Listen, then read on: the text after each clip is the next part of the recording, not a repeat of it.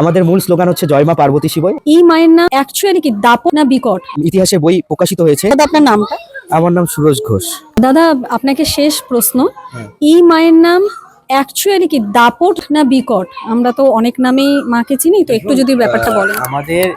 আমাদের ঠাকুর দাদা, তাদের ঠাকুর দাদা অনুযায়ী একটা প্রথা নেমে এসেছে মায়ের।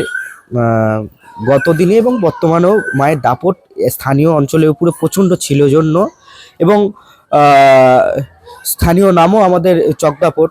এই নাম অনুসারে মায়ের আর কি নাম হয়েছে, স্থানীয় লোক অনুসারে মা দাপটকালী নামে নাম হয়েছে। তবে বিভিন্ন নথিপত্র সেই আদি আমল থেকে মা এর অরিজিনাল নেম হচ্ছে শ্রী শ্রী ঈশ্বরী বিকট কালীমাতা ঠাকুরানী। হ্যাঁ, আচ্ছা। আর মায়ের স্থানীয় নাম অনুসারে মা দাপট নামে পরিচিত লাভ পেয়েছে আর কি। অ্যাকচুয়ালি আমরা স্পেলিংটা মানে কি জানি, দাপট না দ্রাপট? দাপট, দয়াকার ক আর ট। আচ্ছা কিছুদিন আগে মায়ের আর কি ইতিহাসের বই প্রকাশিত হয়েছে। আচ্ছা। সেই বইয়ের মাধ্যমে আপনারা যদি পেয়ে থাকেন বা বইটা নেওয়ার ইচ্ছা থাকে, সেই বইয়ের মাধ্যমে অনেক কিছু জানতে পারবেন এই মায়ের ইতিহাস বিষয়ে এবং আশেপাশের গ্রামের হিসেবে ওখানে আচ্ছা। সব আছে। তো সেই বইয়ের স্টল আমরা কোথায় পাবো?